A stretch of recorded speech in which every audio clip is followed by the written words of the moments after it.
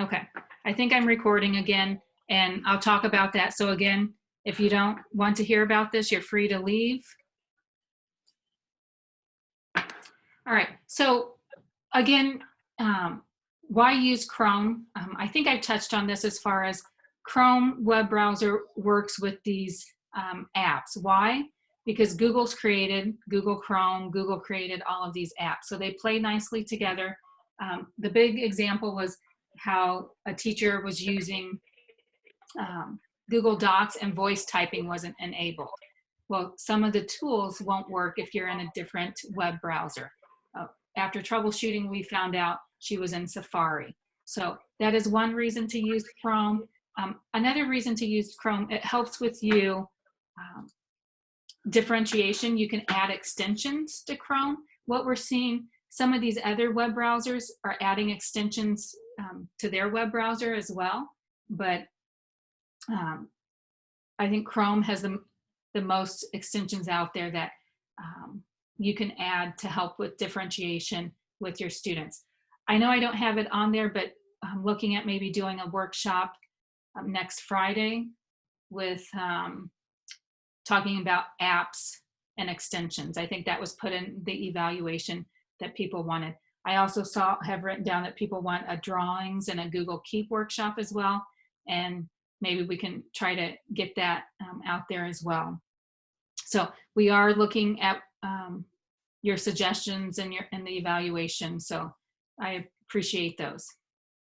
Another thing, Diane, or anybody else who's listening, the Omnibox, Google just calls where you put your URL, the Omnibox, because it can do more than just putting a website. You can put a conversion in there. Right here, you can search, you can roll a dice, you can translate. You can put a timer. Another thing then, the bookmark, how you can put bookmarks here by just hitting the star, and you can bookmark any website, anything that you have up there. And then where it says icons only, so right here I've got the Twitter icon. It doesn't have the word Twitter. If I right click on it and hit edit, what's going to happen, let me move that. I can put Twitter back on there if I want. And watch what happens by the little birdie there. So I hit save, the word Twitter gets back up there. So what this allows me to do is when I right click on the icon, I can edit the name. And if I know what the picture is, I just hit delete, and I know by clicking on the little bird that will take me to Twitter. So it's similar to the extensions, how the extensions don't have names by them. Basically, you can do that here on your bookmarks too. You can have icons here without the names, and it saves real estate space there on your bookmark bar. Because when you have the name there, that takes up a lot of extra room. Pinning the tab. So I guess I have covered some of these things throughout the different workshops. Pinning the tab allows you to not accidentally close the web page or the slide deck, whatever you have open. That one I have not gotten to work. Nothing pins to the top. I think mine pinned to the bottom, but I don't seem to be able to get the tabs to pin. So I'm doing something wrong. Huh. Okay. And not on a Mac. Okay, maybe we can look at that here in a moment too, or if anybody knows if you're having trouble as well with the pinning, we can see why that is. And you're in Google Chrome? Yes. Huh. Yeah, I think, yeah. And you right click on it and you pin it? And what am I right clicking on? Say that again. Where do I do the right clicking?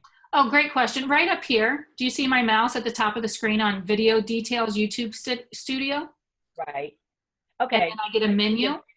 Yep, I see where to do it. Thank you. I was doing the wrong place. Okay, well, perfect. Thanks for asking. And then realize that you can unpin the tab. So we've talked about extensions and apps this week. The search skills. I know, you know what, Diane or anybody else who's still on, I did talk about the search skills, but I cannot remember what workshop I talked about that in for you to go back. But real quick, if I go to a new tab up here, And let's say I want to search um, Cathedral of Notre Dame. And when I search this, I can filter my searches. So right now when I search, it's searching everything, all. I can come here to images, to this tab, and just search for images. I think my web page froze. So if you're doing this with me, maybe click on images. And then when you click on images, then I can go to tools.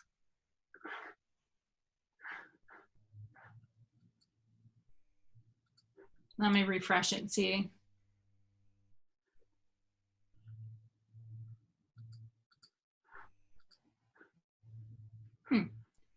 Is it working for you guys? Is it just my internet? Am I lagging? It's working for me. Okay. So if I go to images, then I go over here to tools.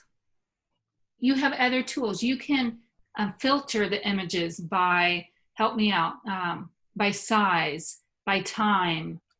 I'm really hating that this is not working. Color, usage, right, and time, type. So just know that with you searching, you have other options there that you can filter. So you go to images, go to video. So let's say I want to find a video about the Cathedral of Notre Dame. But again, I know my students, I know me, I don't like to watch a long video. So I can go to videos and then go to tools, and I can search for a video 0 to 4 minutes, I believe.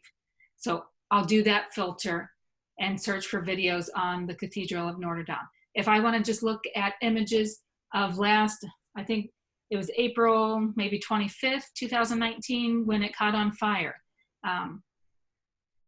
that I can look at images from around that time period of, you know, the fire that basically destroyed most of it. So just know about filtering that. So, and this is driving me nuts. So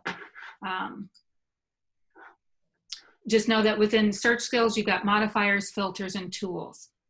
I know I did talk about that in one workshop, but again, I can't remember what. If you look at slide 16, okay, maybe it's just my mouse. All right.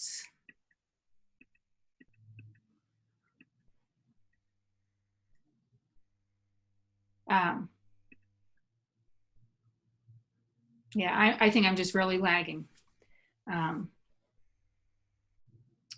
Anyway, on slide 17 here, then I've got a challenge, kind of look through that to see, do you have to know how to do everything? No, but it's just my way of checking for your brain to get thinking to see, do I know how to do some of these things?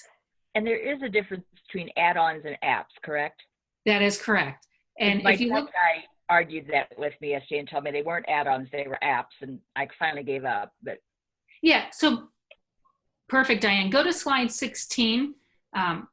It's not letting me go there.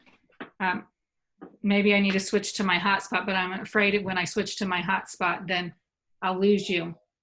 Slide 16, I'm on that slide. I have a link there that has the difference between apps, extensions, and add-ons.